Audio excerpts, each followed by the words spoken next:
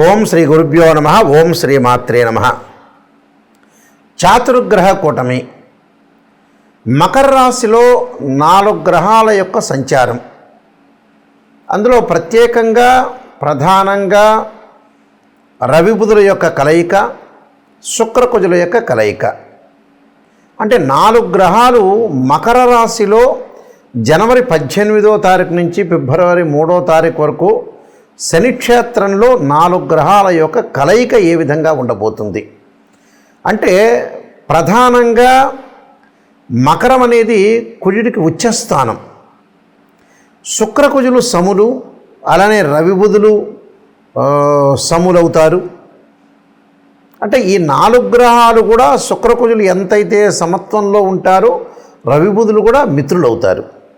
అలానే శనిక్షేత్రంలో ఉండటం అంటే కుజుడు ఉచ్చస్థానంలో ఉండి శనిక్షేత్రంలో ఉండటము, అలానే శుక్రుడు కుజుడు బుధుడికి శనిక్షేత్రంలో ఉండటం వల్ల శని కూడా సమత్వంగా ఉంటుంది.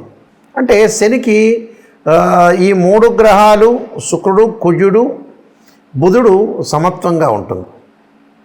అలానే రవి వచ్చేటప్పటికల్లా శత్రువు అవుతాడు.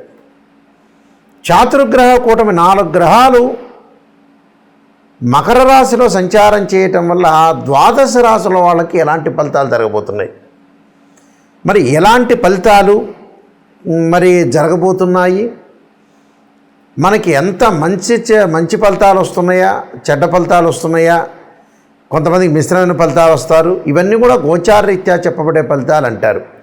ఇవి బర్త్ చార్ట్ జన్మజాతకాన్ని అనుసరించే ఫలితాలు కావు. మరి నాయకంటి గారు ఎందుకు చెబుతున్నారంటే, గోచారం కూడా వితిన్ సెకండ్లో మనం అదృష్టాన్ని కలిసి వచ్చే అవకాశాలు ఎక్కువగా ఉంటాయి. అంటే మనం ఎంత కృషి చేసినా కూడా కొంత వితిన్ సెకండ్లో అదృష్టం కలిసి రావాలంటే గోచారం అనేది చాలా ఇంపార్టెంట్. ఈ గోచారంలో సహజంగా చాలామంది కూడా చూసుకునేటప్పుడు ఏంటంటే, ఏ రాశి నుంచి ఏ రాశుల్లో ఏ స్థానాల్లో గ్రహాలు అనుకూలంగా ఉంటాయనేది కూడా చూసుకుంటారు. అలా చూసుకుంటేనే మనకు జాతకపరంగా తెలుస్తూ ఉంటుంది. ఎందుకనంటే సహజంగా 2, 4, 6, 11 స్థానాల్లో ఉంటే బుధుడు మంచివాడని వాళ్ళ జన్మరాశి నుంచి, శుక్రుడు 1, 2, 4, 5, 8, 9, 11 స్థానాల్లో ఉంటే శుక్రుడు మంచివారని, అలానే రవి 3, 6, 10, 11 స్థానాల్లో ఉంటే రవి మంచివాడని, అలానే బుధుడు 2, 4, 6, 11 స్థానాల్లో ఉంటే బుధుడు మంచి ఫలితాన్ని ఇస్తాడు. మిగతావన్నీ కూడా మిశ్రమైన ఫలితాలు ఉండటం, చెడు ఫలితాలు జరిగే అవకాశాలు ఎక్కువగా ఉంటాయి. అయితే 12 రాశుల వాళ్ళకి చాతుర్గ్రహ కూటమి శుక్రుడు కళత్రకారకుడు, సుఖాన్ని భోగాన్ని సౌఖ్యాన్ని ఇచ్చేవాడు. కుజుడు వచ్చేటప్పటికి రియల్ ఎస్టేటు, కన్స్ట్రక్షను, ప్రమాదాలు, ఆస్తులు పాస్తులు, కోర్టులు, సమస్యలు, వివాదాలు, అన్నదమ్ముల మధ్య వివాదాలు, శత్రువులు బాగా పెరిగే అవకాశాలు ఉండటం. అంటే ఎలాంటి మేలు చేస్తాడు కుజుడు? రవి ఉద్యోగము, ఇన్సూరెన్సు, మెడికల్ సంబంధించిన విషయాలన్నీ కూడా రవి. బుధుడు వ్యాపారము, వృత్తి ఉద్యోగ వ్యాపార రంగాలు, అలానే బుద్ధి వికాసించటం, అలానే డెవలప్మెంట్ కావటం, వాణిజ్య శాస్త్రము, గణిత శాస్త్రానికి సంబంధించిన గ్రహం ఏంటంటే బుధుడు. కాబట్టి ఈ 4 గ్రహాలు మకర రాశిలో సంచారం చేయటం వల్ల 12 రాశుల వాళ్ళకి ఎలాంటి ఫలితాలు జరుగుతున్నాయో ఒక్కసారి తెలుసుకుందాం. కర్కాటక రాశి వాళ్ళకి చాతుర్గ్రహ కూటం వల్ల ఎలాంటి ఫలితాలు జరగబోతున్నాయి. సహజంగా ఏమిటంటే, ఈ కర్కాటక రాశి వాళ్ళకి సప్తమంలో ఈ 4 గ్రహాలు ఉన్నాయి. ఈ సప్తమంలో ఏదైతే 4 గ్రహాలు ఉన్నాయో అలా శుక్రుడు కుజుడు రవి బుధుడు. శుక్రుడి వల్ల స్త్రీలతో కొంత ఇబ్బందులు పడే అవకాశాలు ఎక్కువగా ఉంటాయి. అంటే స్త్రీలతో ఇబ్బందులు పడొద్దండి, అన్నోన్ పర్సన్స్తో మాట్లాడొద్దండి, కోపం తగ్గించండి, ఖర్చులు కూడా తగ్గించండి. అంటే మనం ఏదైతే ఖర్చు చేస్తున్నామో ఆ ఖర్చులు తగ్గించడం చాలా ఇంపార్టెంట్. అంటే ఖర్చులు తగ్గించడం వల్ల అంటే ఏంటంటే, మనం 100 రూపాయలు ఇచ్చిందని కొంత ఖర్చు తగ్గించుకోండి. అంటే జనవరి 18 నుంచి ఫిబ్రవరి 13 వరకు కూడా ఇష్టం వచ్చినట్టు ఖర్చు చేయొద్దండి. అలానే ఇష్టం వచ్చినట్టు డాక్టర్కో ఆరోగ్యపరంగా మటు ఖచ్చితంగా ఖర్చు చేయాలి. దేనికి ఖర్చు చేయాలో దానికి ఖర్చు చేసి ముందుకు వెళ్ళాలి. అలానే కుజుని వల్ల భార్యాభర్తల మధ్యలో చిలికి గాలివాన కాకుండా చూసుకోండి. అంటే కుటుంబంలో కలహాలు రాకుండా, అలానే మిత్రులతోటి, మనకు బంధుమిత్రులతో కొంతమంది ఉంటారు, వైరం వస్తుంటుంది, అంటే డిస్ప్యూట్స్ వచ్చే అవకాశం రాకుండా చూసుకోవాలి. అంటే ఏది కూడా డిఫరెన్స్ ఆఫ్ ఒపీనియన్స్, అంటే ఓకే వాళ్ళు చెప్పింది రైటే, ఏం ప్రాబ్లం లేదు, ఓకే వెల్ అండ్ గుడ్ అనేటట్టుగా ఉండాలి. అంటే లౌకిక తత్వం అనేది ఒకటి ఉండాలి. ఉదర సంబంధమైన నేత్ర సంబంధమైన వ్యాధులు వచ్చే అవకాశాలు ఎక్కువ ఉంటాయి. ఎందుకంటే గ్యాస్ ట్రబుల్, అలానే కంటికి సంబంధించిన జబ్బులు, గాల్ బ్లాడరు, కిడ్నీ సంబంధించిన విషయాలు జాగ్రత్త ఉండండి. అలానే భయభ్రాంతులు చెందొద్దని నేను చెప్పాల్సింది కాబట్టి చెబుతున్నాను. ఎందుకంటే నెగిటివ్ అయినా పాజిటివ్ అయినా తెలుసుకుంటే మీరు చాలా కేర్గా ఉండే అవకాశాలు ఎక్కువ ఉంటాయి. అలానే బుధుని వల్ల అధికారుల యొక్క ఆగ్రహము, అలానే కొంత ఆందోళన చెందటము, రవి వల్ల కుటుంబంలో కొంత కలహాలు రాకుండా చూసుకోవాలి. అలానే సంతాన బాధలు కూడా కలిగే అవకాశాలు ఎక్కువ ఉంటాయి. సంతానపరంగా వాళ్ళు డెవలప్మెంట్ చెందట్లేదు, వాళ్ళు ఏం చేయాలో అర్థం కావడం, సంతానపరంగా ఈ బాధలు, నిరుత్సాహము, కొంత ప్రయాణంలో నష్టం, అభిప్రాయ భేదాలు రాకుండా చూసుకోండి. కంటే నేను చెప్పేది ఏదైనా ఖర్చులు తగ్గించండి, కుటుంబంలో కలహాలు రాకుండా చూసుకోండి, అధికారుల యొక్క ఆగ్రహానికి గురి కావద్దండి. మనం చేసే దానిలో సిన్సియర్ డ్యూటీ చేయండి. వ్యాపారపరంగా అనుకూలంగా ఉంటుంది, విద్యార్థులకు కూడా కొంత అనుకూలంగా ఉండే అవకాశాలు ఉంటాయి. స్త్రీలకు వచ్చే ఉన్నతమైన అభిప్రాయాలు కలిగి ఉద్యోగ వ్యాపార రంగాల్లో విశేషమైన కృషి చేసే అవకాశం ఉంటుంది. నేను కొన్ని రెమెడీస్ చెప్పబోతాను, రెమెడీస్ పాటించండి, మీకు మంచి జరిగే అవకాశం ఖచ్చితంగా ఉంటుంది. శుక్రుడు సుఖానికి, భోగానికి, సౌఖ్యానికి, వివాహానికి కడత్రకారకుడు. సప్తమ భావకారకుడు ఎవరు అంటే శుక్రుడే. శుక్రగ్రహం ఏ విధంగా ఉండబోతుంది, శుక్రుడు వల్ల మంచి జరుగుతుందా చెడు జరుగుతుందా అనేది, శుక్రుడు కళత్రం అంటే వివాహాన్ని ఇచ్చేవాడు శుక్రుడు కాబట్టి ఎవరికైనా సరే శుక్రదోషం అనేది ఉండకూడదు. అది బర్త్ చార్ట్ జన్మ లగ్నాన్ని అనుసరించి శుక్రదోషం ఉండకూడదు. సహజంగా వివాహం కావట్లేదు, వివాహం దగ్గరికి వచ్చినట్టు వచ్చి వెనక్కి వెళ్ళిపోతుంది, వివాహం తర్వాత డివోర్స్ జరుగుతుంది, మన జాతకాలు కరెక్ట్గా చూసుకోలేకపోవటం, ఏదో అరకొరకు నాలెడ్జ్ ఉన్న వ్యక్తులతోటి కలిసి జ్యోతిష్యుల దగ్గర చూపించుకోవటం వల్ల కూడా వివాహం పరంగా అయ్యో నేను అందరికీ చూపించానంటే చాలామందికి చూపించాను, మా అబ్బాయి వివాహం ఇలా అయింది, మా అమ్మాయి వివాహం అయింది, వివాహం అయిపోయి విడాకులైనవి, అసలు సంబంధాలే కుదరట్లేదని చెప్పేవాళ్ళు చాలామంది ఉన్నారు. ఎందుకంటే జ్యోతిష్యులది కాదు, మీరు సరైన జ్యోతిష్యుని ఎంచుకోవాలి. శుక్రుడు ఏంటంటే వివాహకారకుడు. ఎప్పుడూ కూడా శుక్రుడు 6, 8, 12 స్థానాల్లో ఉండకూడదు.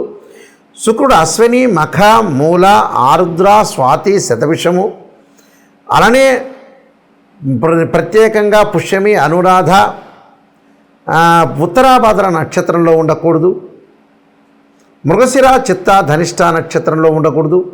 శుక్రుడు జన్మలగ్నం నుంచి 6, 8, 12 స్థానాల్లో ఉండకూడదు. శుక్రుడు శనితో కానీ, కుజుడితో కానీ, రాహుతో కానీ, కేతువుతో కానీ కంజంక్షన్ కాకూడదు. ఇలాంటివన్నీ కూడా శుక్రుడు ఏ స్థానంలో ఉన్నాయి, ఏ స్థానంలో ఉన్నాడు జన్మలగ్నం నుంచి బర్త్ చార్ట్ని అనుసరించి మనం చెప్పాలి. అప్పుడు శుక్రుడు ఏ స్థానంలో ఉంటే మనకు మంచి చేస్తాడో తెలుసుకుంటాం మనం. శుక్రుడు ఒకవేళ దోషం ఉందనుకోండి, దాని పరిహారాలు ఉంటాయి. భృగుపాస్పదాస రుద్రాభిషేకం అని, శుక్ర జపమని, ఆయా జాతకాల బట్టి 10 శివలింగాలకు అభిషేకం చేయటం, అలానే శుక్ర హోమం చేయటం. వివాహం కానీ అబ్బాయి కన్యాపాస్పదాస రుద్రాభిషేకం, అమ్మాయికి వచ్చేటప్పటికల్లా వరపాస్పదాస రుద్రాభిషేకం, అఘోర గౌరీ పాస్పదాస రుద్రాభిషేకాలు. ఫైనాన్షియల్ పరంగా ఇబ్బంది ఉంటే కుబేర పాస్పదాస రుద్రాభిషేకం. ఇలాంటి శుక్రుడి యొక్క దోషాలు పోగొట్టుకోవచ్చు. అలానే శుక్రుడు తదనంతరం కుజుడు బాగలేదనుకోండి, మన జన్మజాతకంలో కానీ గోచారీత్యా కానీ ముఖ్యంగా కుజుడు మంచి స్థానంలో లేకపోతే, సహజంగా జన్మలగ్నం నుంచి 2, 4, 7, 8, 12 స్థానాల్లో కుజుడు ఉంటే మంచివాడు కాదు. కొన్ని రాశులకు ఎగ్జామ్షన్ ఉంటుంది, కొన్ని నక్షత్రాలకు ఎగ్జామ్షన్ ఉంటుంది. 13 నక్షత్రాలకు కుజ దోషం వర్తించదు. భయపడాల్సిన పని లేదు. ప్రమాదాలు జరుగుతున్నా, కోర్టు సమస్యలు కానీ, వివాహం ఆలస్యం జరుగుతున్నా, అలానే పొలాల గురించి కానీ, ఆస్తుల గురించి కానీ, అన్నదమ్ముల మధ్యలో సఖ్యత, కోర్టు సమస్యలు, ఇలాంటివన్నీ కూడా కుజుడు సంబంధించిన కారకత్వాల్లో చెప్పబడింది. ఈ కుజదోషం ఉందనుకోండి, ఉదాహరణకి జాతకపరంగా కానీ కుజుడు బాగలేకపోవటం, కుజుడు సహజంగా 6వ స్థానంలో ఉండకూడదు, రోగస్థానం అంటాం, 8వ స్థానంలో ఉండకూడదు, 12వ స్థానంలో ఉండకూడదు. అంటే ఒక్కొక్క ఫలితం ఒక్కో రకంగా ఇస్తారు. ఏంది గురువుగారు కుజుడు అన్ని స్థానాల్లో చెడ్డవాడు అనేది కాదు. కొన్ని స్థానాల్లో మంచివాడు, కొన్ని స్థానాల్లో చెడ్డవాడు, కొన్ని స్థానాల్లో మంచి ఫలితాన్ని ఇస్తాడు, కొన్నిసార్లు చెడ్డ ఫలితాన్ని ఇస్తాడు. కొంతమంది ఎగ్జామ్షన్ కూడా ఉంటుంది, భయపడాల్సిన పని లేదు. దానికి అంగారక పాశుపతాస రుద్రాభిషేకం, సుబ్రహ్మణ్య స్వామి ఆరాధన, సుబ్రహ్మణ్య స్వామి అష్టకం చదువుకోవాలి. అలానే జాతకాన్ని చూసుకోవాలి, బర్త్ చార్ట్లో ఏ విధంగా ఉందో చూసుకుని మనం అనాలిసిస్ చేయాలి. ఇది ఫస్ట్ పాయింట్. అలానే బుధుడు వ్యాపారపరంగా ఉండేవాడు. వ్యాపారము, వృత్తి, ఉద్యోగ, వ్యాపార రంగాల్లో బుద్ధి వికసించడము, సరైన సమయంలో సరైన నిర్ణయం తీసుకోవడం. బుధుడి యొక్క దోషం ఉంటే కూడా అలానే బుధుడి యొక్క సంబంధించిన జపం కానీ, అలానే బుధుడికి సంబంధించిన హోమం కానీ, అలానే పాశుపతాస్త్ర రుద్రాభిషేకం చేసుకోవడం చాలా మంచిది. రవి వల్ల ఏం జరగబోతుంది? రవి వల్ల ఉద్యోగంలో మార్పులు, ఆరోగ్యపరంగా ఇబ్బందులు, ఆరోగ్యం మహాభాగ్యం అంటారు. ఏ జాతకంలో అయినా సరే రవి యొక్క దోషం, జన్మలగ్నం నుంచి రవి యొక్క దోషం ఉంది అని అంటే రవిని ఆరాధన చేయాలి. ఎలాగా? సూర్య పాశుపతాస్త్ర రుద్రాభిషేకం అంటారు, సౌర పాశుపతాస్త్ర రుద్రాభిషేకం అంటారు. అలానే ఆరోగ్యం బాగలేదంటే ఆరోగ్యము, త్రయంబక పాశుపతాస్త్ర రుద్రాభిషేకాలు, శిరోకంఠ పాశుపతాస్త్ర రుద్రాభిషేకాలు ఇవి చేసుకోవాలి. రవి జపము, రవి హోమము అంటే రవి వల్ల ప్రయోజనం కలుగుతుందని అర్థం. కాబట్టి ఇవన్నీ కూడా జీవితంలో గోచారీత్యా నిజాన్ని తెలుసుకోండి, అబద్ధపు ముసుగులో ఉండొద్దండి. ఎవరైనా నాకు కాల్ చేసేవాళ్ళు జాతకానికి నిజం తెలుసుకోవాలి, నెగిటివ్ అయినా పాజిటివ్ అయినా తెలుసుకునే వాళ్ళు మాత్రమే నాకు ఫోన్ చేయండి. అంటే అబద్ధపు ముసుగులో జాతకాన్ని చెప్పలేరు, నేను చెప్పను కూడా. అందువల్ల నేను నెంబర్ ఆఫ్ బుక్స్ రాసిన రాజమండ్రి మోహన్ పబ్లికేషన్ వాళ్ళకి కాలసర్పయోగము, కాలసర్పయోగ చంద్రిక, రాహుకేతువులు, ఛాయాగ్రహాలు, అలానే వివాహ మార్తాండము, జాతక చంద్రిక, స్వప్నశాస్త్ర ఫలదీపిక, అలానే బృహత్ పరిహార సింధు, అలానే సర్వదేవతా గోత్ర పార్ట్ 1, పార్ట్ 2, పుత్రగణపతి వ్రతము, ఇలానే ప్రిడిక్షన్ ఆఫ్ ఆస్ట్రాలజీ, ఇలాంటి నెంబర్ ఆఫ్ తెలుగు ఇంగ్లీష్లో నేను చాలా నెంబర్ ఆఫ్ బుక్స్ రాశాను. మాది వెబ్సైట్ ఉంటుంది www.nayakanti.com అని, nayakanti.in మీరు చూడొచ్చు. ప్రతిదాని కూడా సమస్య పరిష్కారం ఉంటుంది, ఆ సమస్యను మీరు బాధపడాల్సిన పని లేదు. నాయకంటి మల్లికార్జున శర్మ బుక్స్ అని కొడితే వస్తుంది మీకు. ఎవరైనా సరే జాతకాన్ని క్లియర్గా చెప్పించుకోదలుచుకున్న వ్యక్తులు నా నెంబర్ స్క్రోల్ అవుతుంది, ఆ నెంబర్కి మీరు ఫోన్ చేయొచ్చు, డైరెక్ట్గా ఆ నెంబర్ నా దగ్గరికి వస్తుంది. అందువల్ల ఏమీ ఆలోచన చేయాల్సిన పని లేదు. ప్రతి పనిని కూడా మనం లైఫ్లో సాధించాలంటే మన చేతుల్లోనే ఉంటుంది. మంచి చెడు అనేది ఎప్పుడు కూడా మన చేతుల్లోనే ఉంటుంది. ఖచ్చితంగా జాతకాన్ని తెలుసుకొని ముందుకెళ్తే లైఫ్లో ఏ వృత్తి చేయాలి, ఎలా డెవలప్మెంట్ చెందాలి, ఫైనాన్షియల్ పరంగా ఎలాంటి ప్రాబ్లమ్స్ వస్తున్నాయి, వివాహపరంగా ఎలాంటిది, ఆరోగ్యపరంగా కానీ, కోర్టు సమస్యలు కానీ, వివాదాలు కానీ, ఆర్గ్యుమెంట్స్ ఇవన్నీ కూడా గ్రహాల యొక్క ప్రభావంతో ముడిపడి ఉన్నాయి. జాతకాన్ని మనం చూసుకున్నాం అనుకోండి, ఒక్కసారి చూసుకొని ముందుగా జాతకపరంగా వెళ్ళామంటే ఖచ్చితమైన నిర్ణయం తీసుకోవచ్చు. అయితే నా దగ్గరికి జాతకానికి ఫోన్ చేసేవాళ్ళు ఎవరైనా సరే వాయిస్ రికార్డింగ్ పెట్టుకోండి, నేను జాతకాన్ని చెబుతాను. వాట్సాప్లో మీరు ఏదైతే ఉంటుందో ఒక 4 పేజీలు పంపిస్తాను, అలానే వాయిస్ రికార్డింగ్ చేసుకోండి. జాతకంలో వాయిస్ రికార్డ్ ఎందుకంటే మళ్ళీ రిపీట్గా మీరు వినే అవకాశం ఉంటుంది. సత్యాన్ని తెలుసుకోండి, నిజాన్ని తెలుసుకోండి. నిజాన్ని తెలుసుకునే ఎవరైతే ఉంటారో వాళ్ళు నాకు కాంటాక్ట్ చేయండి, నేను అన్నీ క్లియర్గా ఓపెన్గా చెబుతాను. దానికి పరిహారాలు, రెమెడీస్ కూడా శాస్త్రీయమైన పరిహారాలు చెప్పడానికి ఖచ్చితమైన అవకాశం అనేది ఉంటుంది. మీరు మీ అందరికి కూడా మంచి జరగాలని ఆశిస్తూ సర్వే జనా సుఖినో భవంతు.